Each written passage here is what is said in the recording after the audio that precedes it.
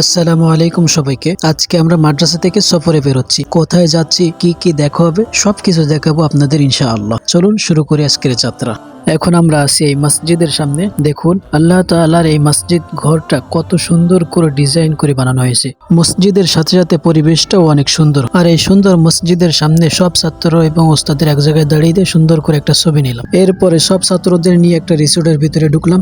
রিসোর্টের ভিতরে ঢুকে প্রত্যেকটা ছাত্র দেখুন কত খেলাধুলায় মেতে আছে, কত আনন্দ উল্লাস করতেছে। পুরো ভিডিওতে ছাত্রদের নিয়ে আরো কি কি করি সবাই দেখতে থাকুন।